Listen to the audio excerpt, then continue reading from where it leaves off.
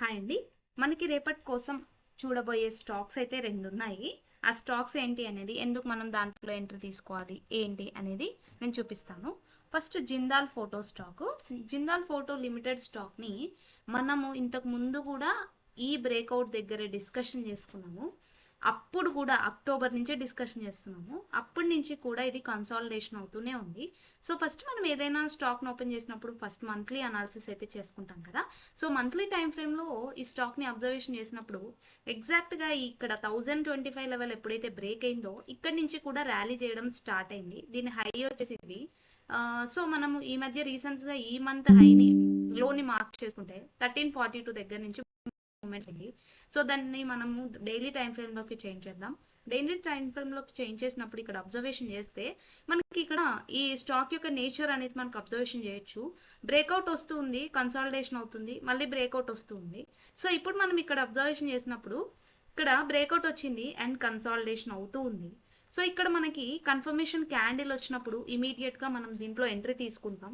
Volume కూడా moving average కన్నా above ఉంది, ఆర్ఎస్ఐ కూడా అబోవ్ 60 ఉంది. కాబట్టి ఇక్కడ మనకు కన్ఫర్మేషన్ బుల్లిష్ కన్ఫర్మేషన్ క్యాండిల్ ఏదైనా వచ్చింది అంటే మనం ఈ స్టాక్లో ఎంట్రీ తీసుకోవడానికి రెడీగా ఉండాలి. కాబట్టి దానికన్నా ముందే మనం వాచ్ లిస్ట్లో యాడ్ చేసుకొని అబ్జర్వేషన్ చేస్తున్నట్టయితే ఎప్పుడైతే మనకి కన్ఫర్మేషన్ క్యాండిల్ వచ్చిందో అప్పుడు ఇమీడియట్గా ఎంట్రీ తీసుకొని ఇక్కడి నుంచి మూవ్ని మనం క్యాప్చర్ చేసుకోగలుగుతాం. ఇది ఆల్ టైమ్ హై పాయింట్ 1568 కాబట్టి ఇక్కడ నుంచి కూడా ఒకవేళ ఇది బ్రేక్ అయింది అని అంటే మనం ట్రైల్ చేసుకుంటూ వెళ్ళిపోవాల్సిందే. ఇక్కడ వరకే మనకి అనేది లేదు. మీ రిస్క్ అండ్ రివార్డ్ని బట్టి ఈ స్టాక్లో మీ టార్గెట్ని ప్లేస్ చేసుకోండి.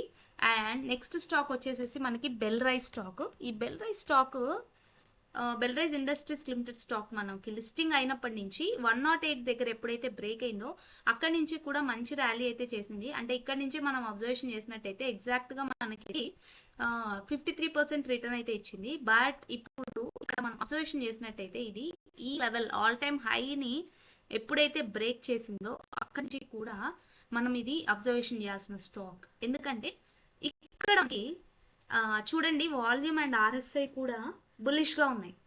కాబట్టి మనకి ఇక్కడ క్లోజ్ అవుతున్న ఈ రోజు క్యాండిల్ కూడా మనకి మంచి మారబోజు క్యాండిల్, బులిష్ మారబోజు క్యాండిల్తో క్లోజ్ అవుతుంది.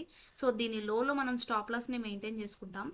అండ్ ఇవన్నీ కూడా ఎడ్యుకేషన్ పర్పస్ మాత్రమే, మీ ఓన్ అనాలిసిస్ చేసుకొని ఎంట్రీ అయితే తీసుకోండి. దీని లోలో మనం స్టాప్ లాస్ అనేది అంటే ఇప్పుడు 164కి కొద్దిగా బఫర్ని మనం యాడ్ చేసుకున్నప్పుడు 159 దగ్గర మనం స్టాప్ లాస్ మెయింటైన్ చేసుకుంటే ఇక్కడ నుంచి కూడా ఇది ఆల్ టైమ్ హై కాబట్టి ఇక్కడ నుంచి కూడా మనకి ఎక్కడ వరకు అయితే వస్తుందో మనం ట్రైల్ చేసుకుంటూ వెళ్ళిపోవడమే. దీని ఆల్ టైమ్ హై పాయింట్ వచ్చేసి 172. సో ఈ రోజు క్యాండిల్ క్లోజింగ్ అయ్యే దాన్ని బట్టి మనం దీన్ని మూమెంటమ్ని మనం అయితే అబ్జర్వేషన్ చేయాలి. క్యాండిల్ క్లోజింగ్ అనేది మనకి 164 కన్నా అబోవే క్లోజ్ అయ్యి ఉంటే ఈరోజు మనం ఎంట్రీ తీసుకోవచ్చు. అండ్ మనం స్టాప్ లాస్ని 159 దగ్గర మెయింటైన్ చేసుకుంటాం. మీ రిస్క్ని బట్టి మీ స్టాప్ లాస్ని మెయింటైన్ చేసుకోవాలి, టార్గెట్ని కూడా పెట్టుకోవాలి. అందుకే నేను దేంట్లో కూడా ఇలాంటివి డిస్కషన్స్ చేయను. స్వింగ్ ట్రేడింగ్లో స్టాక్ సెలెక్ట్ చేసుకోవడం అనేది ఒక ఆర్ట్. స్టాక్స్ని సెలెక్ట్ చేసుకోవడం అనేది ఆర్ట్ అని ఎందుకు అంటున్నానంటే మనం ఆప్షన్స్లో బుల్లిష్ మొమెంటమ్ స్టార్ట్ అయింది అంటే ఇమీడియట్గా ఎంట్రీ తీసుకుంటాం, 10 to 15 పాయింట్స్ టార్గెట్ పెట్టుకొని ఎగ్జిట్ అవుతాము. కానీ స్టాక్స్ అలా కాదు. మనం ఒకసారి ఎంట్రీ తీసుకున్నాక అది రివర్సల్ అయిపోయింది అని అంటే మన క్యాపిటల్ అనేది అక్కడ హోల్డ్ అయిపోయి ఉంటుంది. మనం ఏదైతే బుల్లిష్ స్టాక్స్లోకి మనం తీసుకోవాలని అంటే రావు. కాబట్టి జాగ్రత్తగా మనం స్వింగ్ ట్రేడింగ్లో సెలెక్షన్ చేసుకునేటప్పుడు స్టాప్ లాస్ని మెయింటైన్ చేసుకోవాలి. మీ లాంగ్ టర్మ్ కోసం అయితే మీ ఫండమెంటల్స్ని అవన్నీ చూసుకోవచ్చు. So thank you so much for watching my video till the end. Follow and subscribe for more.